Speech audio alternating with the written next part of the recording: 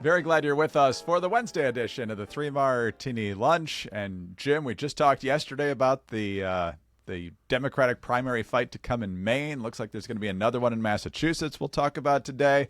We'll also be taking a close look at what you wrote about today in the Morning Jolt, and that's the U.S. bailout of Argentina and why we're doing that. But we start with the ongoing government shutdown fight, now on day 15. It started October 1st, obviously, with the start of the new fiscal year. Republicans want a clean extension. It's already passed the House. They've got all Republicans and I think three Democrats willing to go for the clean extension, but that's not enough to get to 60. So the Democrats are still blocking that. They say they need to get to an agreement with the Republicans as it relates to Obamacare subsidies before the government ought to reopen. Well, very interesting panel on CNN yesterday as it relates to this. And one of the panelists was former Republican Michigan Congressman Peter Meijer.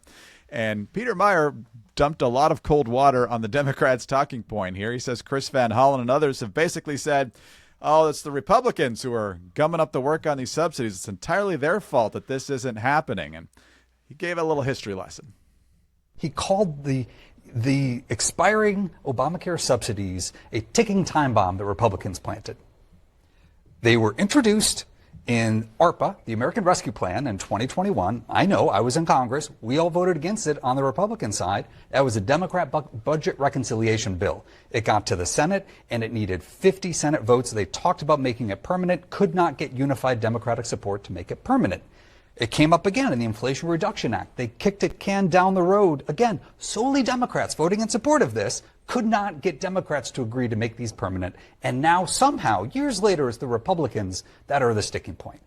You were right in March, sir. Chuck Schumer should just continue to reopen the government. And right now, Donald Trump is having to take tariff revenue to support food stamp and WIC programs. He's reallocating budgets within DOD so that troops are getting paid. He's actually doing work, and Democrats are still figuring out their message.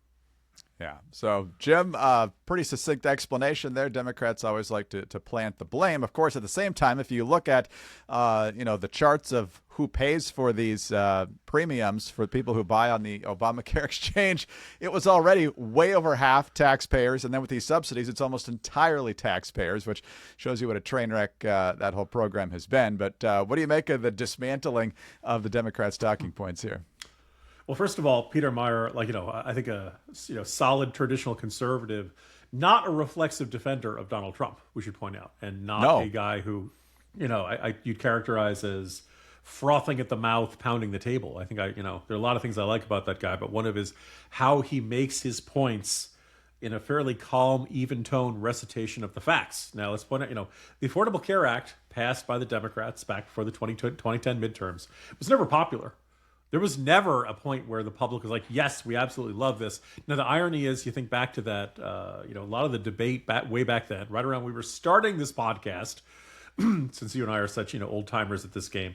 Yes. The argument was over death panels, much less about the expansion of Medicaid, which I think has been much more expensive than everyone foresaw, shockingly. Probably should have been a bigger part of that debate way back then.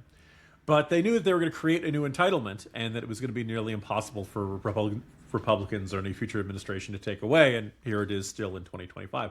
What I marvel at is that nobody in America, or far too few Americans, seem irritated that something called the Affordable Care Act has not made healthcare affordable. And it has, this was supposed to be, go back and look at Obama's statements. This was supposed to be the Democrats' answer on the issue of healthcare. And a lot of us looked at it and said, well, this is getting us halfway to socialized medicine. It is designed to fail. It is designed to be unworkable without these continuing subsidies. And that once people realized they can't afford it, the idea was that some future Congress and some future president was going to have no choice but to make the leap into full-on socialized medicine and have everybody get their ban private health insurance and have everyone get their health care through the government, which if you think that's terrific, talk to Europeans, talk to Canadians. Certain stuff, they like it. Other stuff, when you got 2 years waiting for surgery, the consequences can be literally life and death for people. So here we are, where it's now apparently worth shutting down the government over, even though they've had more than a decade to work out this issue. I think Chuck Schumer and the Democrats find themselves in this position because they really believe that, we're going to be able to make all of these contradictory arguments. My colleague Charlie Cook pointed out that the argument from Democrats is Republicans are shutting down the government. Now, he's kind of assuming that Americans just forget about the filibuster existing. But there are other liberal Democrats who are arguing, and this is why Republicans should get rid of the filibuster. And there's no way that could ever backfire on Republicans on some day. Like, why have Republicans not given up, not gotten rid of the filibuster? Because they remember what it's like to be in the minority, and they recognize that Senate majorities never last forever. Yeah, things look pretty good at 53-47, but you can always have a lousy midterm. You could always have a lousy year and end up in the minority again. And then you're really happy that the filibuster exists, and with 40 votes, you can prevent something from coming to the floor. So the most interesting thing I saw earlier this morning on the government shutdown, Greg, comes from Brendan Buck. He's been a longtime Republican aide, worked for Ryan, worked for Boehner. And he says that, on day 15, which is today, there are 0 stories about the government shutdown in the print New York Times, print Wall Street Journal, and print Washington Post. Now, I saw something in the Post print edition this morning. My op-ed is in it, if you're wondering out there. And there is a story about the layoffs being done during so I don't know whether that counts it, but we don't see day 15 government shutdown, country in crisis, right? It has happened, and I think it was Senator John Cornyn said most of my constituents in Texas haven't noticed the government is shut down.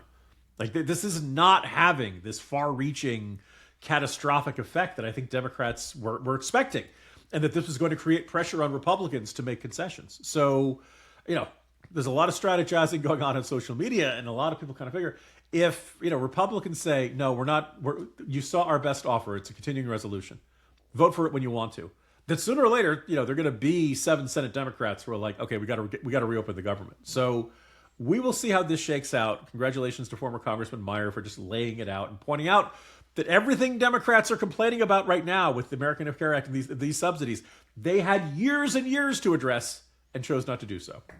No, exactly. Jim, is the COVID pandemic still happening? If not, why are these subsidies still on the books? Maybe we need to phase them out over time, because I know a lot of people who are, have individual plans from the exchange. This is a big punch to the gut financially if they were to go away immediately. But, if this was an emergency provision. And I know Congress and the government love to make emergency provisions permanent, but it wasn't the reason it was put in there, I don't think.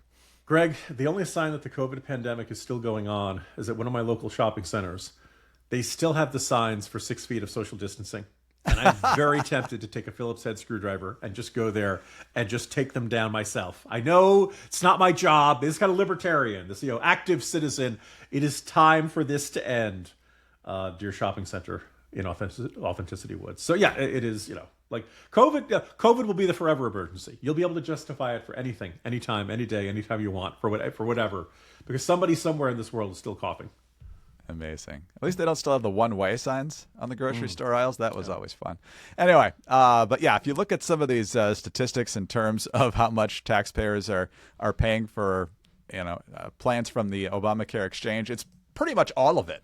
It's just the vast majority, which is getting very, very close to what they want anyway, which is single payer. So designed to fail, as some people have said. It certainly seems to be that way. By the way, Audrey Fahlberg, your colleague, referencing a poll today from Public Opinion Strategies showing that 60% of Americans want to just open the government and then move on to any debate over subsidies. 35% say no, it should remain shut down until the subsidies are dealt with. So Republicans have the public on their side, no matter what the Democrats and the media try to say. All right, let's talk about Quo, because one of the tools making a big difference for many business owners these days is Quo, formerly known as Open Phone.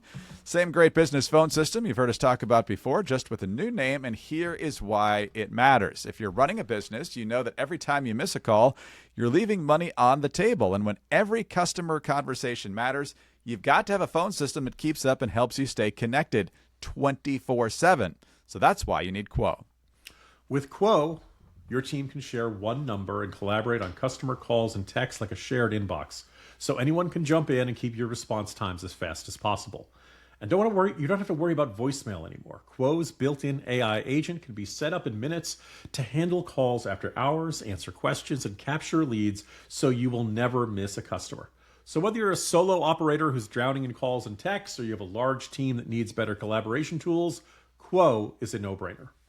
Yeah. In previous conversations about Quo, we've mentioned that 50,000 businesses trust Quo. That's now 90,000 businesses that trust Quo. So get started for free. Get 20% off your first 6 months. Also at quo.com/3ML. That's QUO.com/3ML. And if you have existing numbers with another service, Quo will port them over at no extra charge. Quo, no missed calls, no missed customers. All right, Jim, let's jump to the morning jolt today. And I think it's a mixed martini, probably, but leaning certainly towards bad given the state of the Argentinian economy right now. Most Americans probably not even aware that things have headed a little bit more south in Argentina, not just geographically, but economically, because we had seen pretty significant economic growth in the early stages of the presidency of Javier Milei, the avowed libertarian. But now things have hit a little bit of a snag in terms of economic growth. So the Trump administration, according to your column today, $20 billion to shore up the Argentinian economy just ahead of midterm elections, which have gotten a little more complicated because of corruption allegations. So bring us up to speed a little bit on what's going on there and why the U.S. has decided to jump in here. Greg, this is one of my favorite kinds of newsletters to write because I'd seen a couple of the headlines, Trump administration sending $20 billion to Argentina. And because last time I was hearing about Argentina, the Argentinian economy was roaring, 7.7% growth, and it looked like Milei really had things going in the right direction there. You're like, what happened? So today's newsletter tries to walk it through. I'll try to keep it relatively brief, but the Argentinian peso has always been unstable, and it's been declining in value for a long time. And when I say declining, since a decade, it's lost 99% of its value against the dollar. Just out of curiosity, I checked it against the Syrian pound. Listeners probably know that Syria had kind of a rough decade. Really bad stuff happening over there. Well, the Syrian pound lost 98.55%.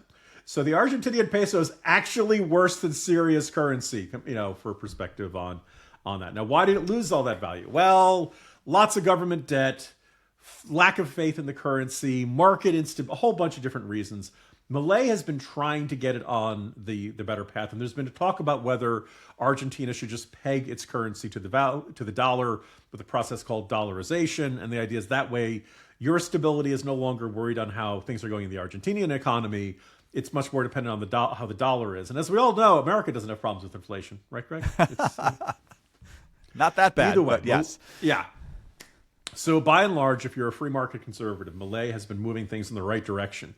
However, there was a story about his sister allegedly being involved in taking bribes. He denies the allegation, sister denies the allegation, but this came out a little bit before a local elections in Buenos Aires. And Milei's party got shellacked, and the Peronists gained. The Peronists are the left-wing party down there in Argentina. So that's kind of an ominous sign. They have their midterm elections over there at the end of the month, about half the seats in the lower house, about 1/3 of the seats in the upper house, very similar to our midterm elections. And all of a sudden investors are like, oh, Milei's party might get shellacked. They might be really in trouble. And this is going to be the end of his reforms. And Argentina is going to drift back into its old bad habits. So lo and behold, the Argentinian peso, which already wasn't worth very much, suddenly looks like it's going to be worth even less. And everybody tries to get rid of the Argentinian peso. Well, now the Argentinian government has to prop it up. So they have a certain amount of foreign currency reserves. And they start using those foreign currency reserves, which are worth something, to buy more and more Argentinian pesos, which are worth next to nothing.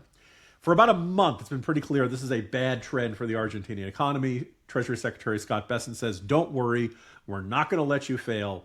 We will purchase your currency if necessary to make sure your economy and your currency are stable.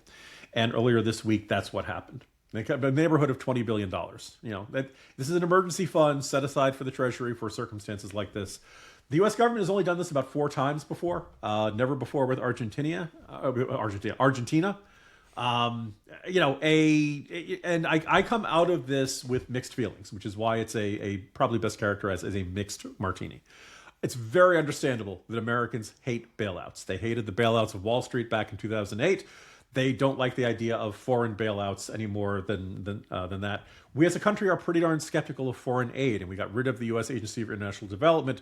There was a whole bunch of nonsense progressive stuff in there, but there's also stuff like paying the prison guards who are watching the ISIS prisoners in Syria. I kind of feel like that's not a waste of money. There's malaria research and looking out for Ebola. That kind of struck me as worthwhile. Some of this stuff is now over at the State Department under Marco Rubio. But $20 billion to buy pesos that I think we all kind of recognize aren't going to be worth much of anything anytime soon. I don't think you're crazy to look at that and say, really? Do we really need to do this? But unfortunately, the argument from Scott Bessent is, if we don't do this and the IMF and these other international institutions don't work fast enough, one of two things will happen to Argentina, and both of them will be bad. One is the economy collapses, and that's bad for Milei. That's bad for free market, the perception of free market economics all around the world. That's bad for any U.S. investments in Argentina. It's pretty far from here, so you wouldn't necessarily have a refugee crisis up here. But, we want to avoid economic collapses in like-minded countries as much as possible.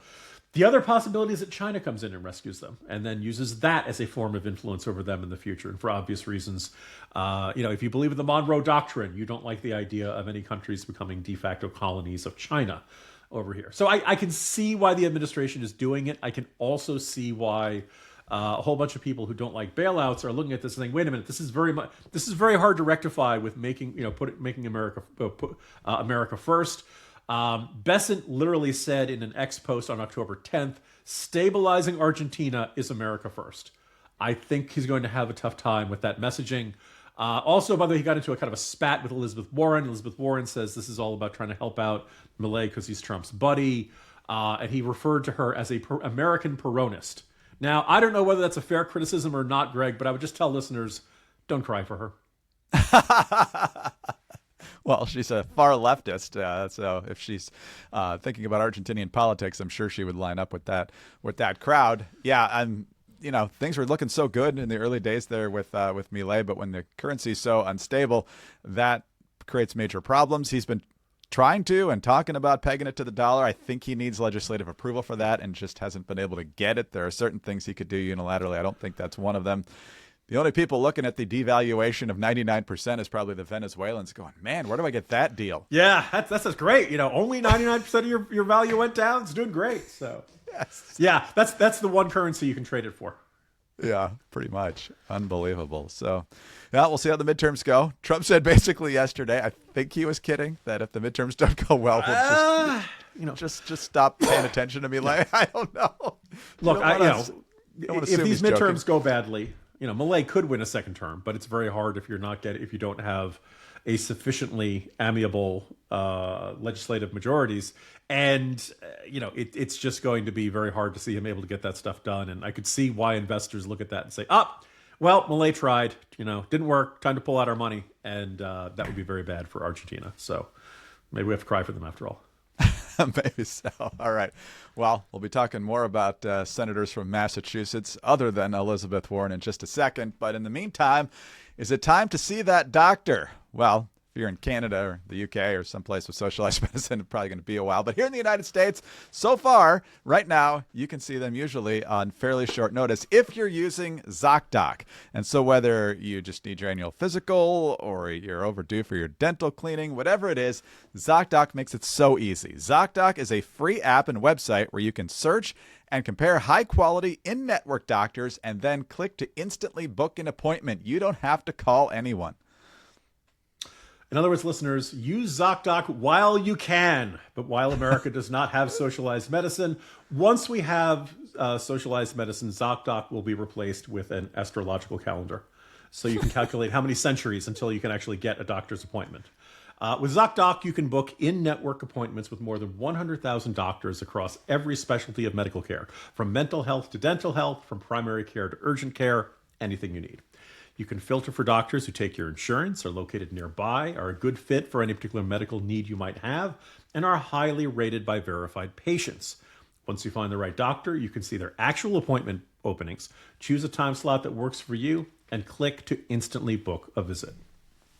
Yeah, that highly rated by verified patients is so helpful because if you're not sure which specialist relatively close to you is the one to go to, read those reviews. They definitely helped me. I know they've helped Jim in the past too. We've both used ZocDoc. Highly recommend it. You should use it too. So stop putting off those doctor's appointments and go to ZocDoc.com/3ML to find and instantly book a top-rated doctor today.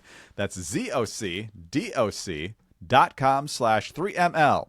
ZocDoc.com/3ML.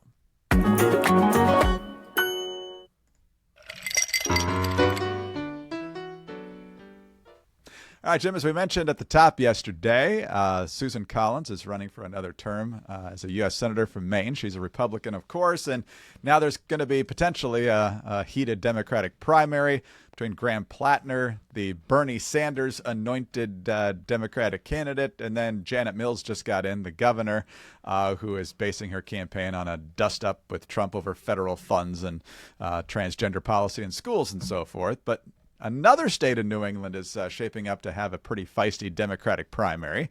Ed Markey is up again. Or should I say Ed Markey? He's 80. There is no letter A in the entire state of Massachusetts. So he's 80 years old, running for another term. Never really understood why Ed Markey ran for the Senate. He got the job after John Kerry left to be Secretary of State under Obama, and then Markey won the special election after that. But, he was in the House for like 40 years, had worked up all this seniority, and now he's the bottom of the food chain in the Senate. Anyway, he decided to do that. He's won his elections easily so far, but he's up in 2026. And then we find out this morning that Democratic Congressman and war on terrorism veteran Seth Moulton is going to challenge him. Seth Moulton is 46 years old. Here's a little bit of Seth Moulton's video today. You'd think that if you're running against Ed Markey, trying to ding him on not doing enough about climate change and some other things is a little bit curious. Clearly, Seth Moulton running to the left, or at least trying to, of Ed Markey. I'm Seth Moulton, and instead of talking about my battles, I want to talk about ours, the battles we're all seeing right now. Let's talk about how hard people are working just to stay afloat, and how unaffordable everything has become. Let's talk about our need for universal health care, and how Republicans would rather shut down the government than lower health care costs. Let's talk about our children, and the future that will be left for them if we don't protect our democracy and tackle climate change. But we also have to talk about the things we don't want to, like how Democrats have failed to stop Donald Trump's harmful, racist agenda. Our party has clung to the status quo, insisted on using the same old playbook, and isn't fighting hard enough. Not fighting hard enough. Just destructive, racist agenda. Gives no examples of that. I assume he's probably talking about ICE or something like that. But we've already talked about universal health care, which he wants now, single payer. And so, Jim, you've written in the corner at National Review Online about how Ed Markey is one of a few octogenarians who are running for re-election, or people just under 80 who, if they win another term, would be in their 80s at the end of their next term. So it's just interesting to watch this fight where these young people are tired of waiting. They're not going to wait for retirements, as we're seeing with Seth Moulton, and oddly trying to run to the left of some of the most lefty people in the Senate. First of all, Greg, what does a Massachusetts pirate say?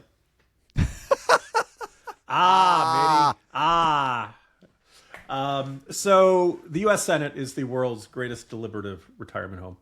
And one of the reasons Markey is so old is because for a long time, and way back in the day, in the first term of George W. Bush, I was covering the state of Massachusetts for States News Service. Both the Worcester Telegram and Gazette and the Boston Globe were papers that I wrote for.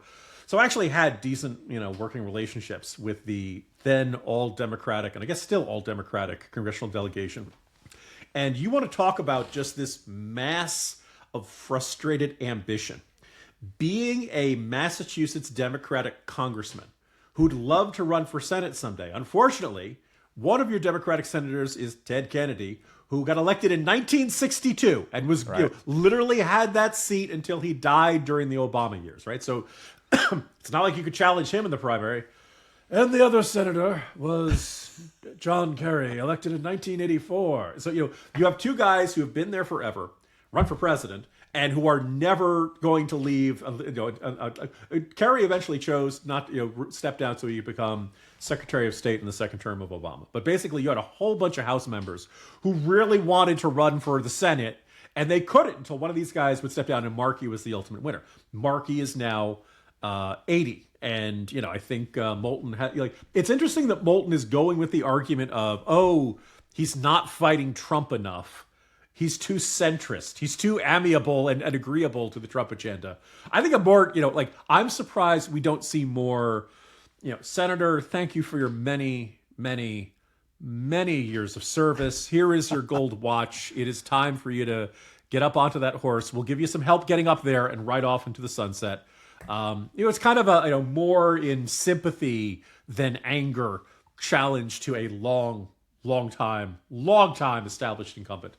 But yeah, you look all over the Senate, and there's guys who are, way up there. And not just Democrats. But first of all, I used the joke earlier that I discussed in this podcast earlier in the week that Bernie Sanders, age 84, thinks that, Janet Mills at 78 is too old for the Senate. Because, if she fit at the end of her first term, she'd be 85, which is what Sanders will turn next year, right? Yes. Durbin at age 80 is retiring. God bless him. Mitch McConnell, age 83, is retiring. We've seen some rather frightening health issues. So, Cocaine Mitch, we love you. I think all those years of snorting stuff is starting to catch up to you. All those years as a Miami Vice kingpin, it's not healthy living, and it's time for him to enjoy it. Jim Risch, who is 82, will be running for re-election in Idaho next year. Now, Risch is not a terribly high-profile one, so it's not like we could say, on camera he looks old or anything. Jack Reed turns 76 in November, and he's going to run for another term. In the sort of thing there, I'm going to say, so he's getting challenged in the primary by a East Providence elder care worker. This sounds like I'm being snarky. This sounds like I'm saying this is, but no, as Dave Barry used to say, I swear I'm not making this up. Hickenlooper at age 73 intends to serve another term in Colorado. But just as the cherry on top, I'm old, you and I are old enough to remember Bob Dole running for president in 1996 and the widespread perception that he was too old at age 72. Mm-hmm. And now you got guys who are way past 72 going for another 6-year term. So we'll see how things shake out. But, I think look, Chuck Grassley is the oldest senator and he's still pretty spry for his age, but I just kind of feel like we've seen it with Feinstein. We saw it with President Biden. We just, at some point you hit that 8-0 and your body and your mind are just not what they used to be. And so I'd like to see a youth movement. So that is, something Seth Moulton has going for him. And I think if I were him, I would just, when you're running for Senate, run for Senate. Just show yourself being active and just kind of say, look, can Ed Markey do this? If Ed Markey does manage to win the primary, he will be facing a token Republican and the angel of death.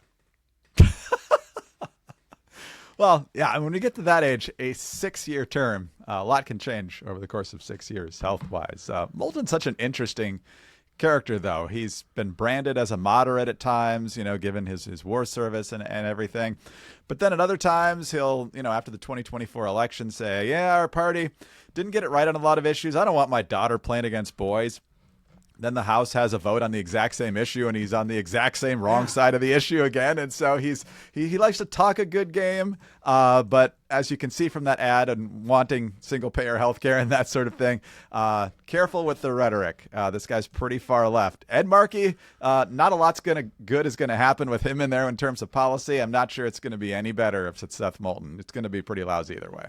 Yeah, the only question is with Moulton, you'll probably have him there for several decades. Whereas, yes. You reelect Markey, it's a short-term problem for Republicans.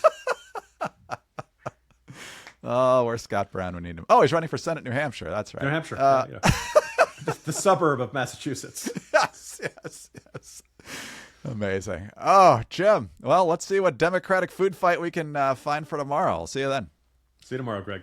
Jim Garrity, National Review. I'm Greg Corombos of Radio America. Thanks so much for being with us today. Please be sure to subscribe to the podcast if you don't already. Tell your friends about us as well. Thanks also for your 5-star ratings and your kind reviews. Please keep those coming. They really do help us out a lot. Thanks also. You can also get us on your home devices. All you have to say is play 3 Martini Lunch podcast. Follow us both on X. He's at Jim Garrity. I'm at Greg Corombos. Have a terrific Wednesday. Join us again on Thursday for the next 3 Martini Lunch.